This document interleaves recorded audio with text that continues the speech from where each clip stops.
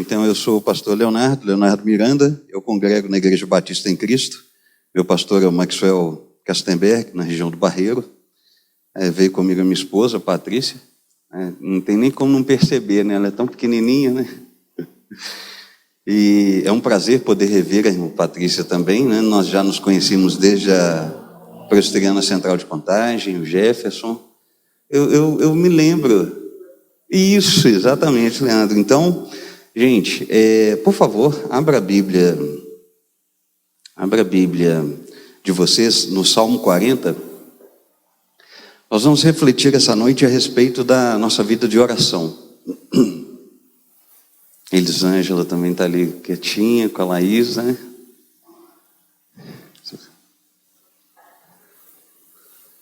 É um privilégio muito grande poder rever os amigos. Salmo 40. Enquanto vocês procuram, uma coisa que me chamou muita atenção quando eu estava preparando a pregação foi o modo como Deus falou ao meu coração a respeito de como o Salmo 40 é completo, ela é uma oração completa. Os salmos, queridos, estão divididos entre poesias, orações, músicas, e especificamente o Salmo 40 é uma oração completa, porque nós vamos encontrar ação de graças, nós vamos encontrar louvor, nós vamos encontrar súplica por lamento, súplica por livramento. Então, quando a gente compara a nossa oração, a nossa vida de oração, com o exemplo ser dado para nós do Salmo 40, de repente nós descobrimos que temos sido um pouco mais falhos do que nós imaginávamos. E nós temos a oportunidade de aprender a orar da maneira correta a partir do Salmo 40. Muito bem, vamos ler a palavra do Senhor. Esperei com paciência no Senhor, e Ele se inclinou para mim e ouviu o meu clamor. Tirou-me de um lago horrível, de um charco de lodo, pôs os meus pés sobre uma rocha, firmou os meus passos e pôs um novo cântico na minha boca, um hino ao nosso Deus. Muitos o verão e temerão e confiarão no Senhor. Bem-aventurado o homem que põe no Senhor a sua confiança e que não respeita os soberbos nem se desviam para a mentira. Muitas são, Senhor meu Deus, as maravilhas que tens operado para conosco, e os teus pensamentos não se podem contar diante de ti. Eu quisera anunciá-los e manifestá-los, mas são mais do que se podem contar. Sacrifício e oferta não quiseste, as minhas orelhas furaste. Holocausto e expiação pelo pecado não reclamaste.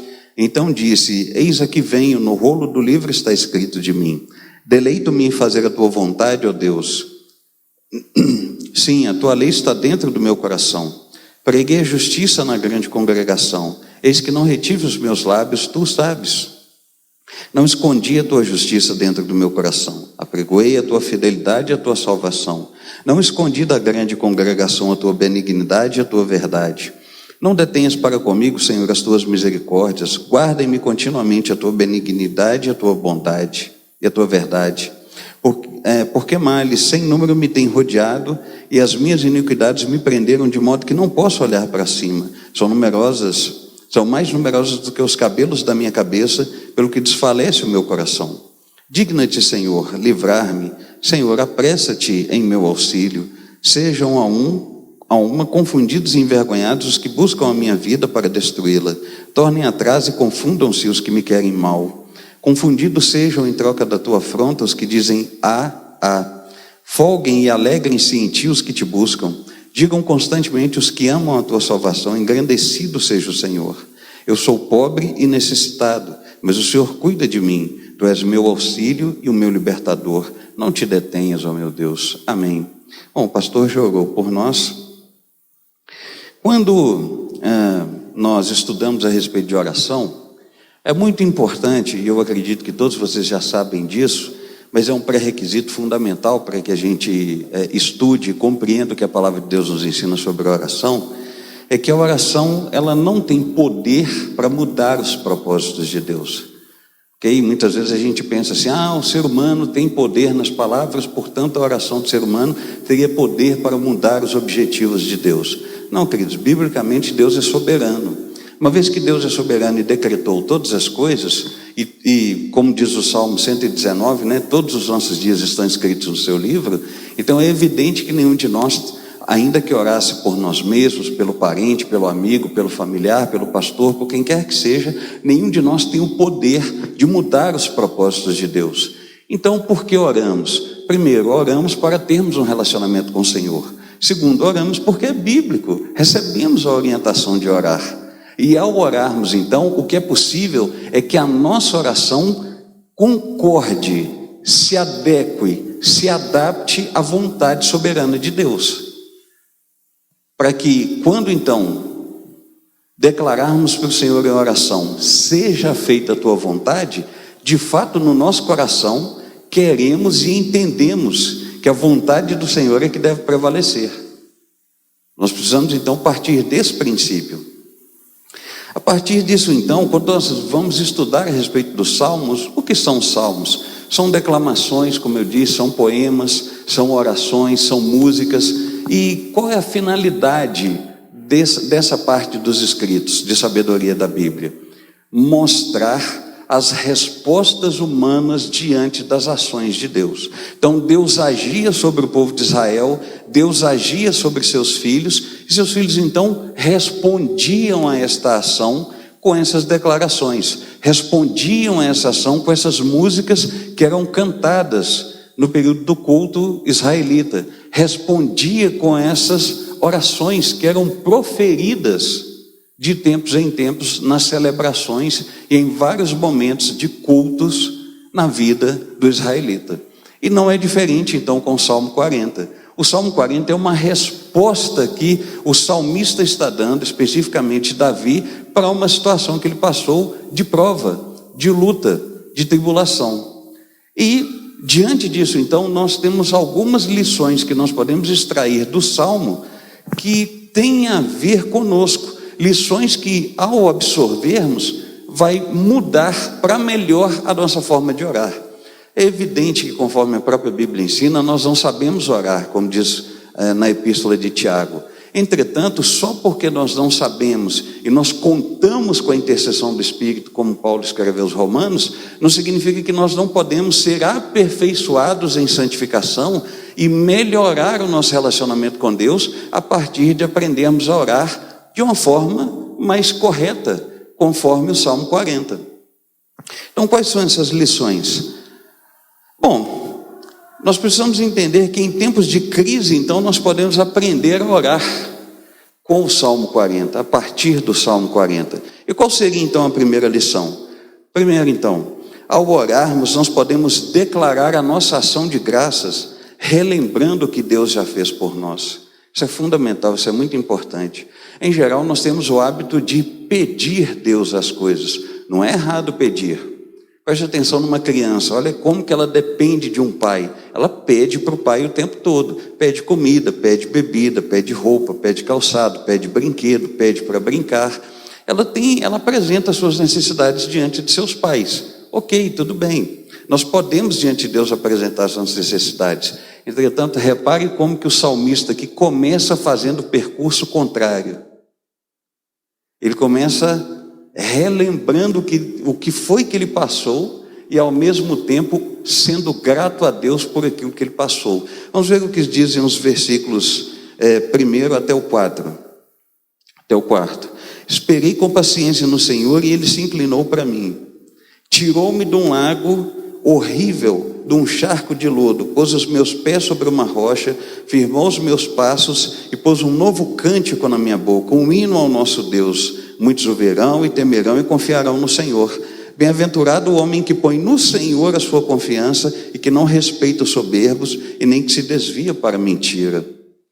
Tem algumas expressões aqui dentro desses 4 versículos que demonstram o que foi, ou pelo menos dá para nós dicas do que foi que o salmista passou e o tipo de agradecimento que ele está fazendo para Deus. A primeira delas é que ele começa dizendo: esperei com paciência no Senhor.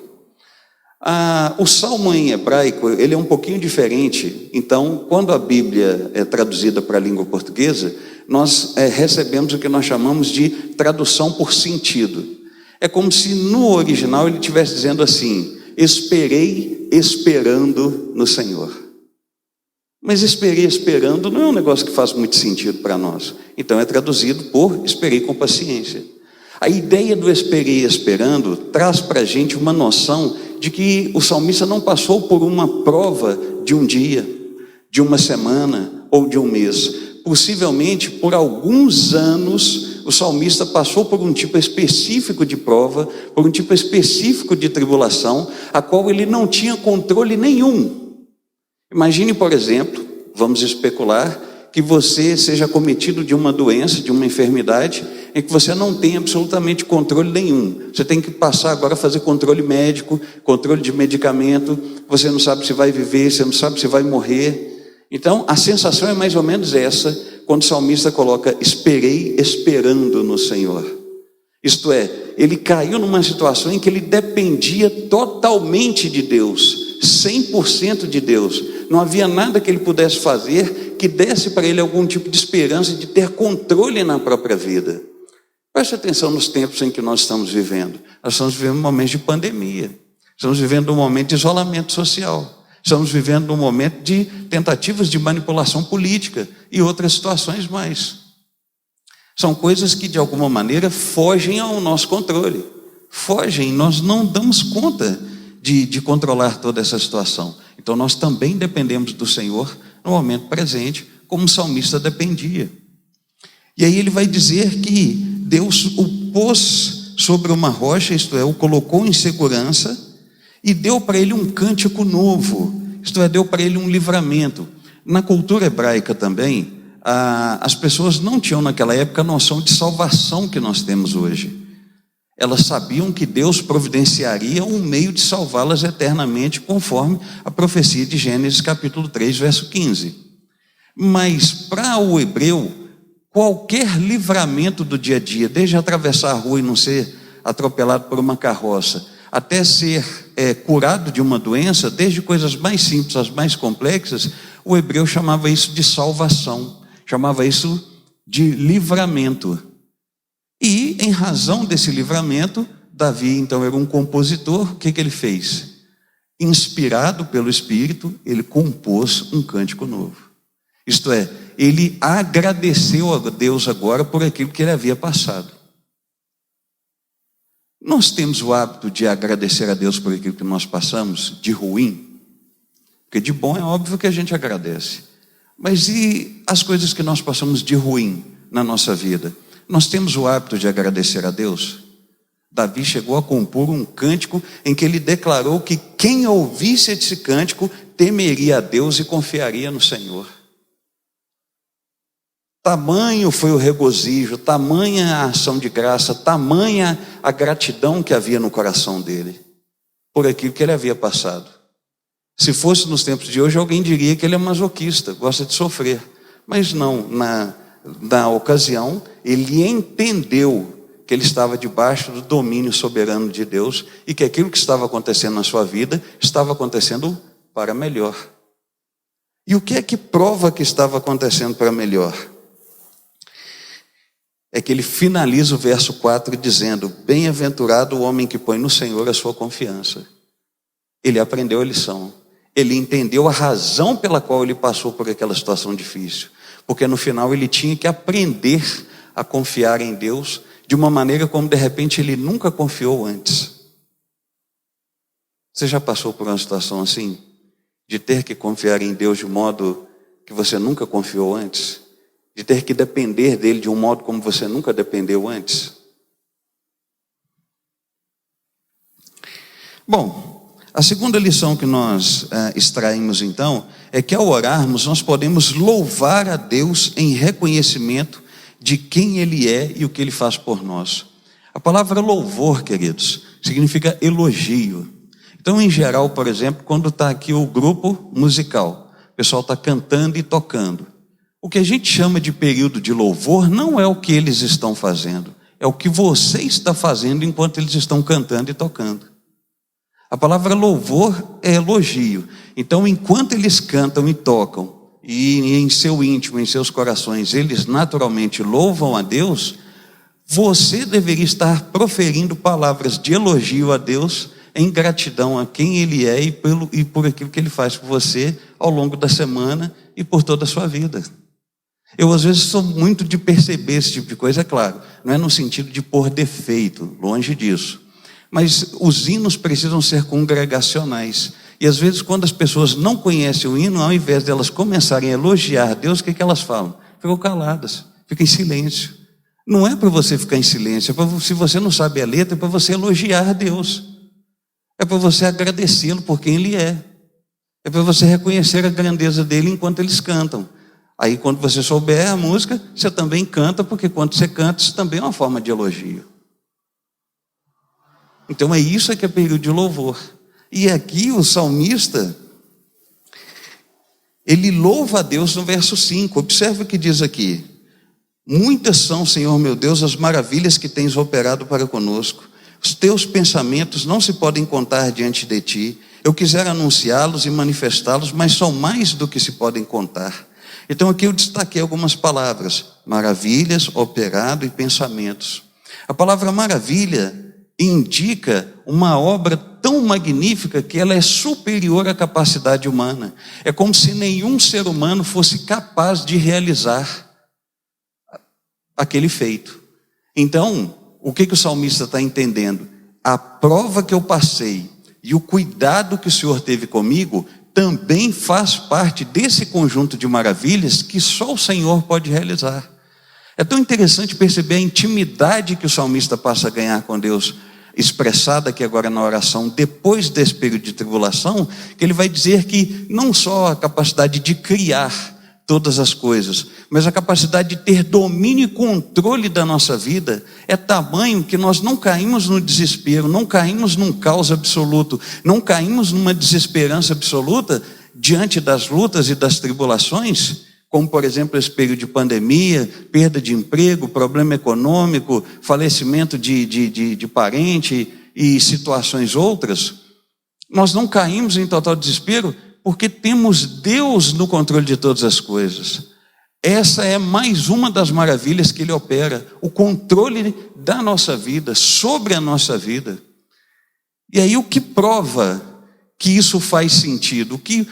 Qual é a conclusão que o salmista chega ao ponto de dizer que aquilo que nós passamos é maravilhoso?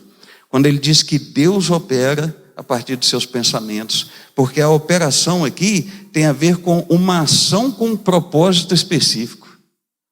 Significa que Deus não age nem levianamente, nem irrefletidamente, nem arbitrariamente. Tudo que passamos, seja de bom ou de ruim, passamos debaixo da soberana vontade de Deus e debaixo de seu soberano controle e proteção. Com base em quê? Em seus pensamentos. O que são esses pensamentos? São os planos que surgem a partir das ideias de Deus. Então, se o pastor Danilo passa por uma situação difícil, a ideia é que ele no futuro, depois que ele passar pela prova, cresça espiritualmente, porque ele tem entendido que aquilo que ele perdeu, aquilo que ele sofreu, aquilo que ele teve de dificuldade, foi provocado pelo próprio Deus para a sua glória e para o crescimento espiritual do seu filho. Ao ponto dele poder dizer: então agora eu entendi. Então agora eu cresci. Então agora eu tenho como me aproximar mais do Senhor e dizer que eu conheço o Senhor melhor. Não foi isso que aconteceu com o Jó? No final, a partir do verso 38, que Deus começa a responder para ele por que ele passou por tudo, o que ele vai dizer no capítulo 42? Eu te conhecia de ouvir falar, agora os meus olhos te contemplam. Amém? Estamos entendendo? Tranquilos? E uma vez então que nós entendemos que ao orarmos podemos louvar a Deus pelas maravilhas que Ele faz, por quem Ele é e por aquilo que Ele faz por nós, peça ao Espírito que quando você estiver orando, Ele te capacite a perceber que tudo que está acontecendo na sua vida faz parte das maravilhas de Deus e que é Deus quem está operando segundo seus pensamentos para o seu crescimento. Então peça ao Espírito que você seja capaz de elogiá-lo com sinceridade por tudo que você está passando da sua vida. Isso também faz parte de um aperfeiçoamento da oração na sua vida, para que você se relacione com o Senhor. A terceira lição é que, ao orarmos, nós podemos declarar o que aprendemos com as experiências, as lutas e as provações dadas pelo próprio Deus. Do verso 6 até o verso 10, ele vai dizer: sacrifício e oferta não quiseste, as minhas orelhas furaste, holocausto e expiação pelo pecado não reclamaste. Então disse: eis aqui venho, no rolo do livro está escrito de mim, deleito-me em fazer a tua vontade, ó Deus meu. Sim, a tua lei está dentro do meu coração.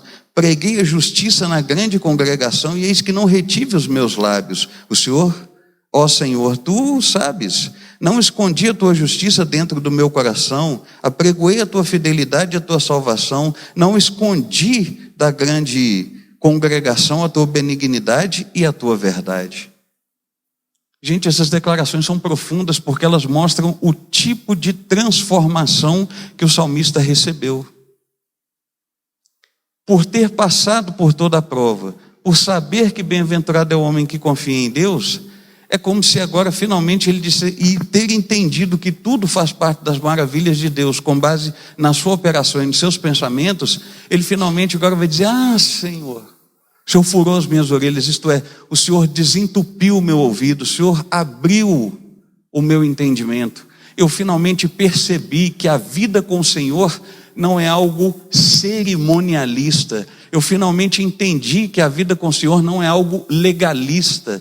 Eu finalmente entendi que a vida com o Senhor não é seguir um conjunto de preceitos que eu nem sei por que tem que seguir, mas eu sigo porque os outros seguem ou me dizem para seguir. Eu entendi finalmente que a vida com o Senhor não tem a ver com fazer de qualquer maneira, de modo impensado e irrefletido.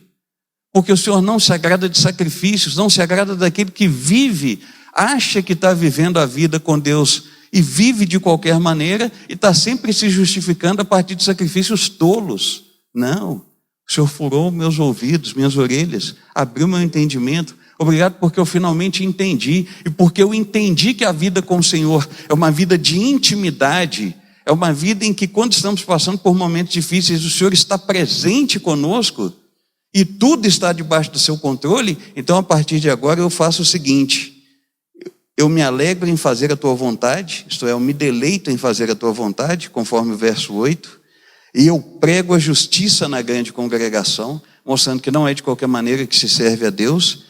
E finalmente, eu não escondo mais, eu não tenho mais vergonha de declarar que eu pertenço ao Senhor e que eu tenho uma vida com o Senhor e que só o Senhor traz sentido para a vida e traz verdadeira paz e alegria e tranquilidade e segurança nas épocas de dificuldade de qualquer ser humano. Houve uma transformação radical. Eu mesmo conheci um pastor que ele era um homem extremamente ambicioso, extremamente ganancioso. A questão é que nem ele se dava conta disso. Ele tentou uma espécie de plano de carreira ministerial por muitos anos, igual as pessoas fazem na empresa: disputa de poder, disputa de cargo, aumento de salário, tentar se projetar com a chefia, tentar ganhar confiança, ganhar cargo de confiança e tudo. Só que ele fazia dentro da igreja, então ele achava que Deus ia abençoar a vida dele, porque teoricamente ele não estava fazendo nada de errado, ele estava fazendo dentro da igreja. E um dia ele tomou um choque. Deus apareceu para ele, do modo como ele testemunha, né? Claro que eu não vou ficar entrando nos detalhes da experiência pessoal dele, que a experiência é dele. Mas Deus apareceu para ele e ele foi confrontado com Deus de tal maneira que ele perdeu tudo, absolutamente tudo. Ele perdeu dinheiro, ele perdeu família, ele perdeu casa, ele perdeu tudo que ele tinha. E não é como na história de Jó, que no final Deus restituiu não sei quantas vezes mais. Não, ele hoje vive uma vida muito simples. E ele não, em comparação com o que ele já teve, ele não tem quase nada. Ele está começando do zero, ele vai adquirindo as coisas. Mas ele é tão feliz e tão satisfeito com o pouco que ele tem. Ele não é feliz porque ele deixou de ser materialista apenas. Ele é feliz porque finalmente ele entendeu que aquilo que ele buscava nos bens materiais, ele encontrou em Deus. E olha para vocês verem, o sujeito já era um pastor. Ele não se dava conta de que havia ídolos no coração dele. E esses ídolos foram derrubados. E a comparação que ele faz é igual a de Paulo quando estava a caminho de Damasco, que Cristo aparece para ele. Então o impacto espiritual foi tão grande que esse pastor recebeu, que a única coisa que ele mais deseja na vida é só fazer a vontade de Deus. Independente do que ele conquistar ou não, ele só quer viver até o último dia do fôlego de vida dele para Deus. Mais nada, para o reino. Então foi isso que aconteceu. Esse salmista, o Davi, ele teve esse impacto. E ele teve essa mudança de postura. E ele saiu desejoso ainda mais de declarar para as pessoas: olha, Deus fez uma coisa maravilhosa na minha vida, transformou minha vida, e eu desejo que Ele transforme a sua também. Eu quero que Ele transforme a sua, porque o que eu estou sentindo, o que eu estou experimentando, o que eu estou vivendo com Deus é o que eu quero que você viva, porque eu sei que o que eu estou vivendo é o melhor para a vida de qualquer ser humano. Então eu desejo isso para você também. E isso é o resultado que nós muitas vezes podemos, diante de Deus, falar em oração. Não é pecado, não é errado. Eu sei de pessoas que conversam com melhores amigos a respeito de certas dificuldades, mas não se abrem com o próprio Deus, como se Deus já não soubesse o que passa no seu coração. Finalmente, a última lição é que ao orarmos nós podemos apresentar as nossas súplicas diante de Deus. Vamos ver aqui. Percebam como que a oração é completa. Do verso 1 até o verso 4, eu posso apresentar minha gratidão relembrando o que Deus já fez. No verso 5, eu posso louvar a Deus. No verso 6 ao verso 10, eu posso declarar aquilo que eu já aprendi com as minhas experiências de lutas com o próprio Deus. E agora, no verso 11 e 12, eu posso apresentar as minhas súplicas e pedir livramento até pelo próprio pecado. Verso 11 e 12 dizem assim: não detenhas para comigo, Senhor, as tuas misericórdias, guarda-me continuamente a tua benignidade e a tua verdade, porque males sem número me têm rodeado, as minhas iniquidades me prenderam de modo que não posso olhar para cima, são mais numerosas do que os cabelos da minha cabeça, pelo que desfalece o meu coração. Aqui Davi está sendo totalmente sincero diante de Deus, ao reconhecer que ele ainda luta contra os seus próprios pecados. Nós nos alegramos por saber que Jesus venceu Satanás, venceu o pecado e venceu a morte.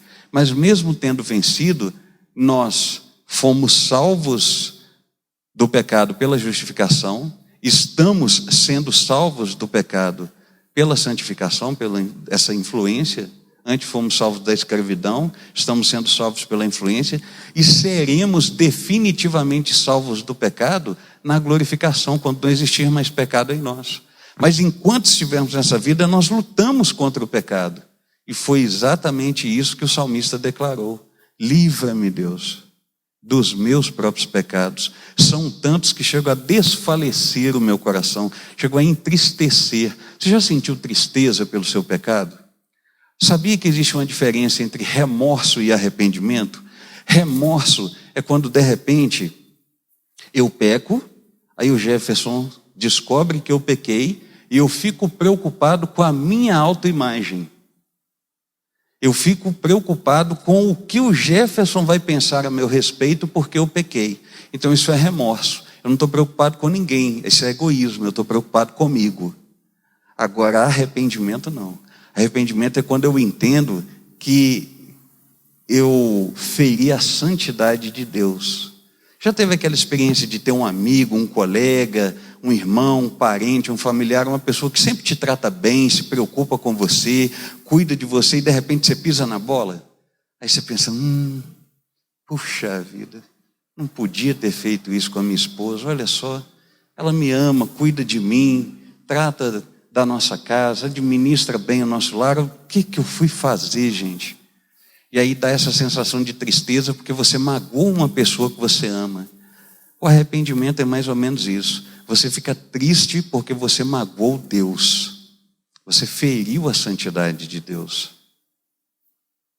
É isso que é o verdadeiro arrependimento, da qual o salmista declara aqui em oração: perdoa, são tantos os pecados, eu reconheço que eu vivo pisando na bola com o Senhor, ao ponto do meu coração desfalecer.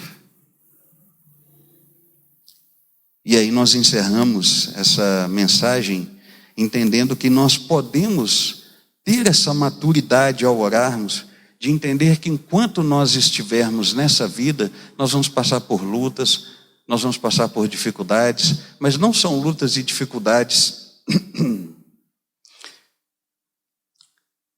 abandonados, são lutas e dificuldades debaixo da poderosa e protetora e soberana mão de Deus, que controla, que guia todas as coisas, que faz cada coisa de caso pensado e que cuida da nossa vida. Eu não vou ler dos versos 13 até o verso 17 por causa do nosso tempo, mas eu encerro com a observação do verso 17. Eu sou pobre e necessitado, mas o Senhor cuida de mim. Tu és o meu auxílio, o meu libertador. Não te detenhas, ó meu Deus. Que eu e você, a partir dessa noite, possamos refletir sobre a nossa vida de oração. A oração não pode ser uma coisa mecânica, a oração não pode ser algo ritualista, a oração não pode ser uma reza, apenas repetições de palavras em que você nem mesmo está refletindo, pensando no que se trata. Eu me lembro que uma vez, passando por uma dificuldade muito, muito grande, eu fui procurar um amigo meu, fui até a casa dele, um casal na verdade. Falei: gente, eu preciso desabafar, eu preciso conversar com vocês sobre lutas pessoais que eu estou passando. E a Bíblia nos ensina a ouvirmos uns aos outros, e orarmos uns pelos outros e levarmos as cargas uns dos outros. Então eu preciso da ajuda de vocês. Aí a esposa desse rapaz falou para mim assim: Léo, nós vamos te ouvir e nós vamos orar com você, mas não se esqueça de falar para Deus aquilo que você vai falar para a gente também. Isso nunca mais saiu do meu coração. Por quê? Porque às vezes a gente busca o melhor amigo, a melhor amiga, ou o cônjuge, ou quem quer que seja, para desabafar, e esquecemos que Deus não é só o nosso melhor amigo. Ele é o nosso Pai. E nós temos livre acesso a Ele por causa do que o seu Filho fez na cruz do Calvário há pouco mais de 2000 anos, dando a sua vida no nosso lugar, para que Ele levasse a nossa morte, e nós, ao termos a sua vida, como diz o autor aos Hebreus, tivéssemos livre acesso ao trono do Pai. Então, para você que tem livre acesso ao trono do Pai, para você que foi alcançado pela graça de Deus, para você que foi regenerado por essa obra poderosa de Jesus, reflita como tem sido a sua vida de oração a partir do Salmo. Você tem o hábito de dar graças a Deus e de relembrar aquilo que Deus faz por você? Você tem o hábito de louvar a Deus por quem Ele é e por aquilo que Ele faz? Você abre sinceramente o seu coração quando você precisa lamentar e pedir perdão pelo seu pecado? Você se arrepende de verdade? Entregue-se ao Senhor. Passe a orar do modo como o salmista orou. Peça a Deus maturidade e crescimento na sua vida de oração. Sabe por quê? Porque da mesma maneira que só de batermos um papo, nós crescemos e amadurecemos e ganhamos relacionamento e intimidade e comunhão uns com os outros, quando a gente tem o hábito de orar como no Salmo 40, nós também vamos ganhando comunhão e relacionamento com o Pai. Amém? Vamos orar? Ó Deus, em nome de Jesus Cristo, nós te damos graças. Obrigado pela oportunidade que eu tive essa noite de, junto com meus irmãos em Cristo, mais uma porção da família do Senhor nessa terra, que eu tive a oportunidade de conhecer, e mais irmãos e amigos que eu tive a oportunidade de rever com muito carinho. Obrigado, meu Deus, por essa noite maravilhosa. Obrigado pela vida do pastor Danilo. Obrigado pela vida dos presbíteros, do conselho dessa igreja, da membresia. Que essa palavra fique no nosso coração, meu Deus, não como mais uma palavra de um domingo qualquer, mas que a partir de hoje o Senhor gere uma transformação significativa em nós, ó Deus. Que o Senhor nos impulsione a orar como nós nunca oramos antes, e que possamos crescer espiritualmente a partir do hábito da oração, como um meio de graça para a glória do teu santo nome, em nome de Jesus Cristo. Amém e amém, meu Deus.